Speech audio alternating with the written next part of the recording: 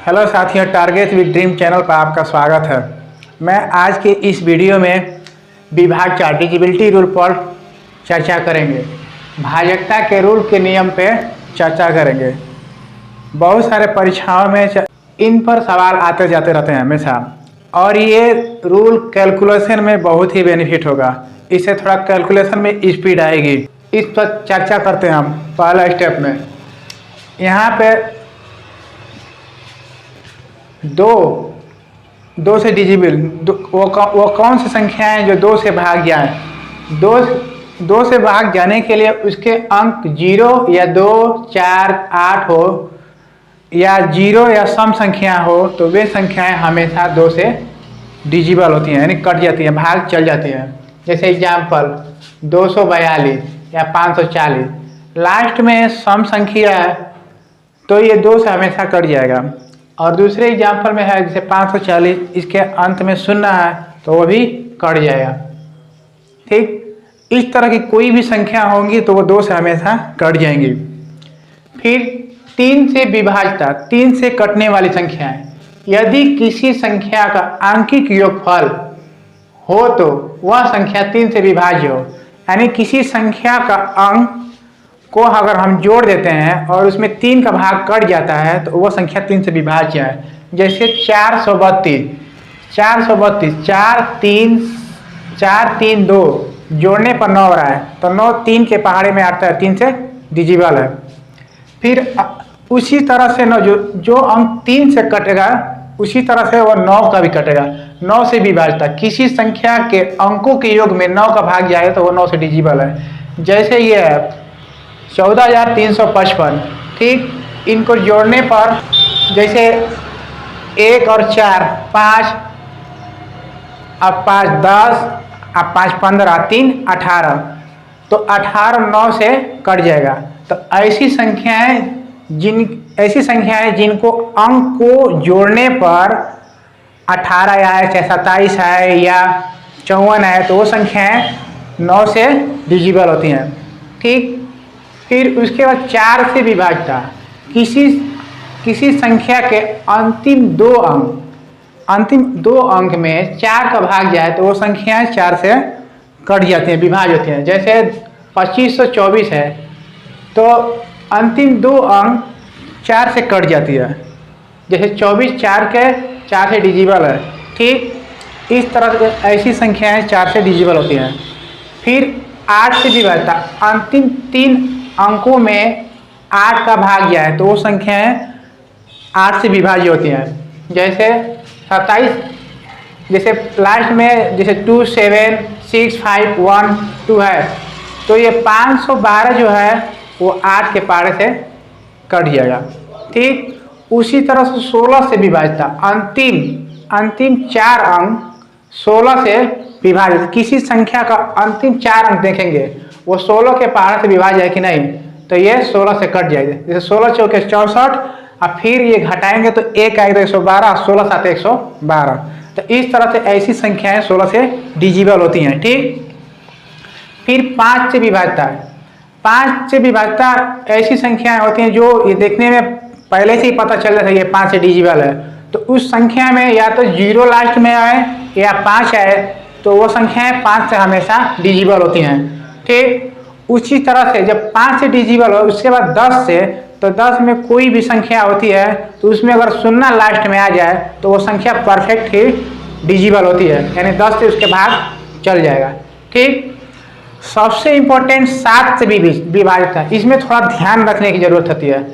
7 से विभाज्यता, अंतिम 3 अंकों में 7 का भाग ही देना होता है, मतलब कोई भी संख्या तो अंतिम 3 अंक में ही 7 का भाग दिया जाता है। जैसे मैंने सबसे पहले एग्जाम्पल लिया, 4 अंक की कोई संख्या मैंने ले ली है तो उसमें जैसे 217 ले लिया है तो इसमें 7 का भाग जाएगा।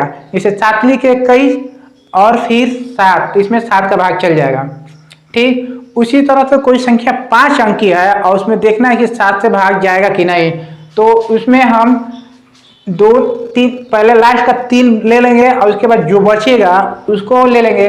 तो ये 3 वाले में 2 अंक को घटा देंगे, पहले ये 3 ले लेंगे, इसमें फिर 2 वाले जो अंक शेष बच रहा है उसको घटा देंगे। तो जो घटाने के बाद 343 हो तो ये 7 से भाग चल जाएगा। इसी तरह से अगर 6 अंक होगी तो दोनों को जब 6 अंकों की हो तो दोनों के 2 पार्ट में लेंगे, ये 3 अंक का, ये 3 अंक, तो फिर दोनों का माइनस करेंगे तो 105, तो 7 के पहाड़े से ये 105 कट जाएगा। ठीक, तो इस तरह से 7 से ये डिजिबल हो सकती हैं, होती हैं संख्याएं। फिर उसके बाद अगर कोई संख्या 8 अंक की हो गई, मिल गई, बड़ी मिल गई, तो इसमें लास्ट का 3 अंक और बीच में 3 अंक छोड़ लेंगे, तो ये लास्ट का 2 अंक को ये स्टार्टिंग का 2 और लास्ट का 3 को जोड़ लेंगे तो 497, और जो 763 बचा है तो उसमें इसको माइनस कर लेते हैं, और जब माइनस कर लें तो ये 7 से डिजिबल होता है।